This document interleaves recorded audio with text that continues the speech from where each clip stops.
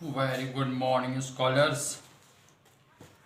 चलिए, 12th class state board partnership साझेदारी का पुनर्गठन उसके अंतिम दौर में हैं हम। और ये देख रहे हैं वही सक्सेना बढ़ जाता है सर की बुक का 15वां क्वेश्चन देख रहे हैं। ठीक है, एक्सरसाइज का 15वां क्वेश्चन है, 15th क्वेश्चन, और जिसकी बैलेंस शीट है 1,05,000 की। ठीक है, 1,05,000 की ये बैलेंस शीट है। Question says Waseem and Danish are partners in a firm sharing profit and loss in the ratio of 3:2। Waseem और दानिश एक फर्म में 3:2 के साझेदार हैं। 31 मार्च 2017 को उनकी एक बैलेंस शीट है। बैलेंस शीट में एसेट साइड यानी संपत्ति पक्ष में है रोकड़ 15,000, प्लांट है 30,000 का, भूमि भवन है 60,000 60,000 के। फिर इनकी कैपिटल है वसीम की 45,000 और दानिश की 30,000, और विविध लेनदार हैं 30,000 रुपये के। ठीक है, फर्म की ख्याति का मूल्यांकन 30,000 रुपये अनुमानित किया गया। इसका समायोजन पूंजी खाते के माध्यम से करना है, मतलब वही गैनिंग टू सेक्रीफाइसिंग जैसे, या अकाउंट को क्लोज राइट ऑफ करके भी किया जा सकता है। भूमि भवन का मूल्यांकन 31 मार्च 2017 को 75,000 रुपये किया गया। फिर साझेदारों ने समान अनुपात में लाभ हानि बांटने का निश्चय किया 1 अप्रैल 2017 से, आवश्यक लेकर ये सब करना। ठीक है, तो अब हम क्या करें इनको। एक तरीका होता है कि गैनिंग और सेक्रीफाइसिंग निकाल के भी काम चला सकते हैं, ये तरीका आप भी जानते हैं। ठीक है, कि ओल्ड रेशो न्यू रेशो, फिर अंतर निकालना है, फिर ख्याति उसका मूल्यांकन, ख्याति और साथ में जो है आपके पास में बिल्डिंग। ठीक है, तो इस तरह से जो है वो आप कैलकुलेट करें तो पुराने तरीके से भी कर सकते हैं, या फिर हम एक और तरीका ये है कि जो गुडविल है वो पहले हम गुडविल और बिल्डिंग है उनको ओल्ड अमाउंट है जो इनका जितने से वैल्यूएशन किया गया। ख्याति देखिए, ख्याति है 30,000 रुपये की, और भूमि भवन जो पहले 60,000 की थी अब कितने की हो गई है, 75,000 की, यानी 15,000 रुपये से वृद्धि हो रही है। ठीक है, तो अब देखिए इसकी एंट्री हम इस तरह से कर सकते हैं। पहले तो ओल्ड रेशो देख लें।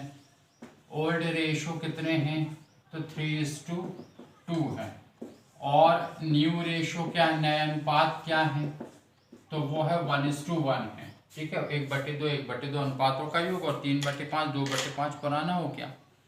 अब यहाँ पर गुडविल जो है वो कितने से रेज हुई, कितने से उत्पन्न हुई, या कितने रुपए से मूल्यांकन किया गया, 30,000 रुपये से। तो गुडविल अकाउंट डेबिट आप कर दें 30,000 से। ठीक है, फिर बिल्डिंग का आपने देखा कि नया अमाउंट जो डिफरेंसिंग अमाउंट है वो कितना आ रहा, 60 से बढ़कर वो 75 हो गया, यानी 15,000 रुपये से वृद्धि हो गई। तो उतने से एसेट्स, जैसे आपको बताया था ना वो रिवैल्यूएशन वाली वैल्यू से, तो बिल्डिंग अकाउंट डेबिट हो गया 15,000 रुपये। ठीक है, और फिर उसके बाद में ये पुराने अनुपात में बांट दो। तो पहले पार्टनर का नाम है वसीम, तो हम इसको शॉर्ट में WS लिख दे रहे हैं, वसीम्स कैपिटल अकाउंट। ठीक है, और 2 दानिश कैपिटल अकाउंट। अब यहाँ पर ये हो गए आपके 45,000 रुपये, इन्हें हम बांटेंगे ओल्ड रेशियो ने 3/5 और 2/5 में बांटेंगे। हम कैलकुलेटर का उपयोग कर ले रहे हैं, आपको नहीं करना है, यहाँ समय को बचाने के लिए ऐसा कर ले रहे हैं। ठीक है, तो 45,000 का 3/5 कर लिया, तो ये आ गया 27,000, 27,000 रुपये। तो 2 वसीम्स कैपिटल में आप कितना लिखेंगे, 27,000, और दानिश में कितना लिखेंगे, 2/5 लिख दें, या अंतर निकाल के भी आप कर सकते हैं, 45 में से 27 अलग करके, क्योंकि 2 ही पार्टनर है, तो 18,000 रुपये। तो ये एंट्री हो गई आपकी goodwill account debit, building account debit. Goodwill बिल्कुल 0 थी, अब 30 हो गई तो बढ़ गई, बिल्डिंग 60 से 75 हो गई तो बढ़ गई, और इनको ओल्ड रेशियो में इसको आपने क्रेडिट कर दिया। ठीक है, या जब पार्टनर्स कैपिटल अकाउंट बनाएंगे ना तो उसमें क्रेडिट में बाय गुडविल बाय बिल्डिंग लिख देंगे।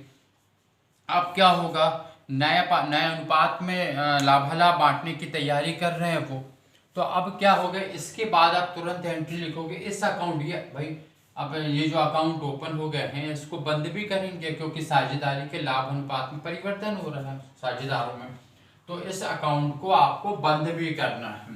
तो बंद कैसे करेंगे, तो बंद होगा जिन्हें डेबिट किया गया है वो क्रेडिट कर दो, जिन्हें क्रेडिट किया है वो डेबिट कर दो, दैट मीन्स राइट ऑफ कर रहे हैं इनको। और उसके बाद में किसमें, न्यू रेशो में। तो आपकी नेक्स्ट एंट्री इसी के बाद होगी वसीम्स कैपिटल अकाउंट डेबिट, अभी आप अमाउंट ना लिखें, फिर Danish capital account debit to goodwill account और टू बिल्डिंग अकाउंट। ठीक है, हम शॉर्ट में लिख दे रहे हैं, आप लिखेंगे पूरा। और वो कितनी थी, बिल्डिंग और गुडविल 30 और 15 की थी, तो क्रेडिट में आप ये 30,000 और ये 15,000 लिख देंगे। ठीक है, यदि आपका फोकस हो रहा है तो थोड़ा भी हम इधर लिख दे रहे हैं, कितना 30,000 और नेक्स्ट वन 15,000, 15,000 रुपये। ठीक है, अच्छा अब इसको किस में बांटेंगे आप, बराबर के अनुपात में, तो 30 और 15 हो गया 45, 45 को आधा आधा कर दो तो 22.5 आ जाएगा।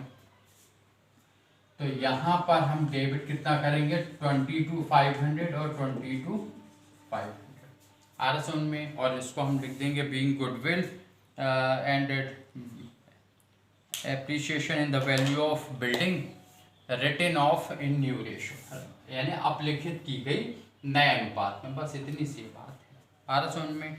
तो ये क्वेश्चन आपका है 15वां नंबर का क्वेश्चन है एक्सरसाइज का, सक्सेना सर की बुक का। फिर 16th देखें, एक फर्म में ABC साझेदार है 3-3-2 के अनुपात में है, जिनकी बैलेंस शीट है 5,60,000 रुपये की। ठीक है, स्टॉक का मूल्यांकन 1/10 पर किया गया, मशीन को 10% हिरासत किया गया, देनदारों पर 5% अशोधन प्रावधान, भवन को 20% से बढ़ाया जाए, लेनदारों में 2,500 रुपये के एक दायित्व शामिल है जिसके देय होने की संभावना नहीं है। चलिए, तो पहले तो ओल्ड रेशो कितना है 3-3-2, और नया जो है वो 4-3-2 में बांटना चाहते हैं। ठीक है, तो 3-3-2 और 4-3-2 इस तरह से आप जो है इसे आप गैनिंग और सेक्रीफाइसिंग रेशो निकाल देंगे। ठीक है, चलिए ओल्ड रेशो क्या है, तो ओल्ड रेशो है 3:3:2, और न्यू रेशो क्या है, ये न्यू रेशो है 4:3:2।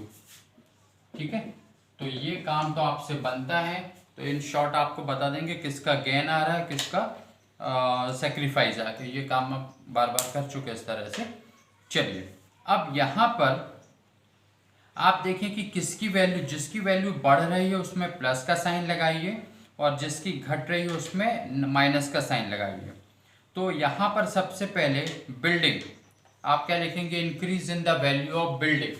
ठीक, तो बिल्डिंग जो है या भवन के मूल्य में क्या हो रही है, वृद्धि हो रही है, कितने से, तो यहाँ पर बिल्डिंग को 20% से बढ़ाया जाए। बिल्डिंग है कितने की, 2 लाख की, तो बिल्डिंग जो है 2 लाख का 20% 40,000 रुपये, तो प्लस 40,000, आप पूरे शब्द क्या लिख सकते हैं, increase in the value of building. ठीक, भवन के मूल्य में वृद्धि 40,000 रुपये।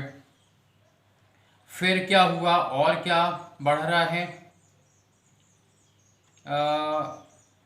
नेक्स्ट है आपका, अब जो घट रहा है उसे माइनस कर दे, स्टॉक। स्टॉक का मूल्यांकन 1,10,000 किया कि स्टॉक है कितने का, 1,20 का, तो decrease in the value of stock, stock जो है वो 10,000 से घट रहा है। ठीक है, तो माइनस का साइन लगा दें।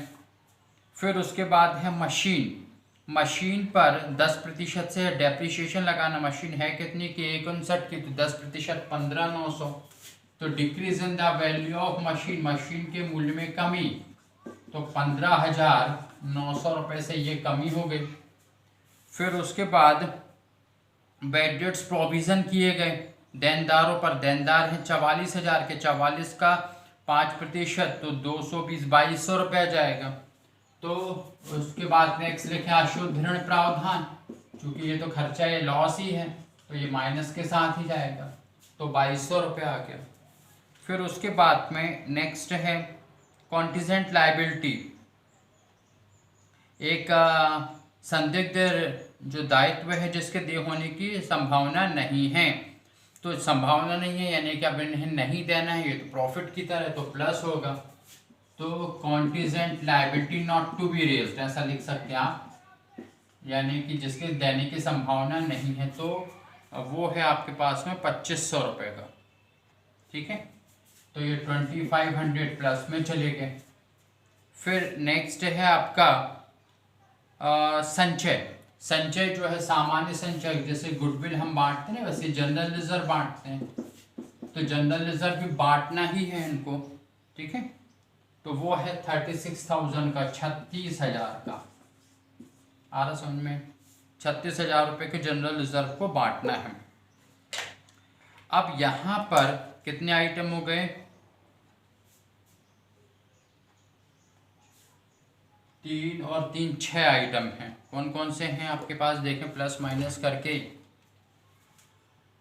40 पहले प्लस वाले देख लें तो लास्ट से स्टार्ट करें। 36,000 प्लस में है, 2,500 प्लस में है और 40,000 प्लस में है, तो 78,500 आ गए। माइनस 10,000 कर दें, माइनस 15,900 कर दें, माइनस 2,200 कर दें, तो यह आ गया रिजल्ट आपका। पॉजिटिव डिफरेंस आ रहा है 50,400।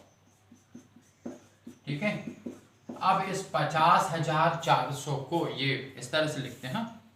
इस 50,400 को आपको बांटना किस में है? वो गेनिंग और सेक्रीफाइसिंग रेशो में। ठीक है, तो वो आपसे बनता है कैलकुलेशन करके।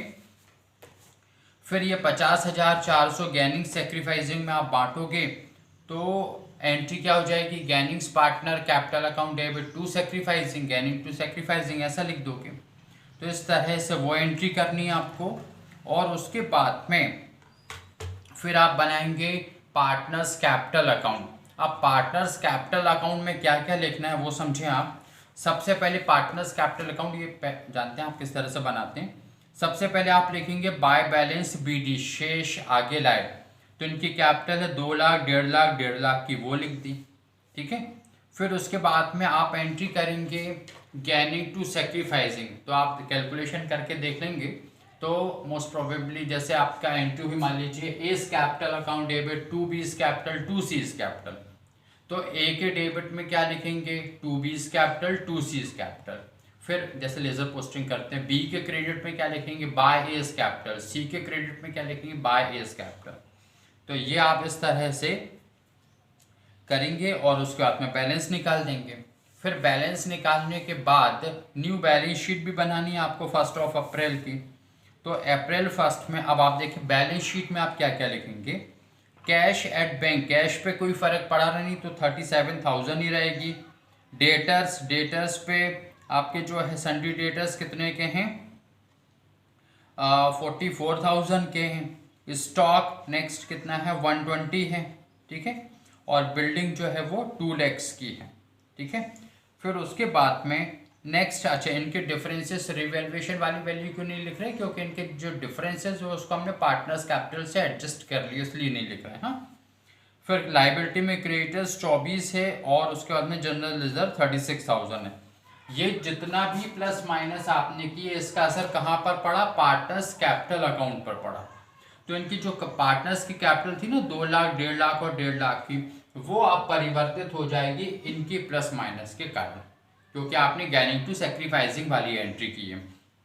बस जो फाइनली बैलेंस बचेंगे कैपिटल अकाउंट के वो लायबिलिटी में लिख देंगे, टोटल इक्विवेलेंट आ जाएगा आपको। ठीक है, इसी तर्ज पर आपको करना है एक्सरसाइज का 17 क्वेश्चन भी बिल्कुल वही है जैसा कि अभी आपने किया, और बस इस तरह से 18 क्वेश्चन हम प्रीवियस क्लास में कर ही चुके हैं। तो ये आपका चैप्टर, इस चैप्टर के एक्सरसाइज के पूरे क्वेश्चन ओवर होते हैं। नेक्स्ट हम जो करेंगे वो साझेदारी का प्रवेश, ये चैप्टर करेंगे। ठीक है, थैंक यू।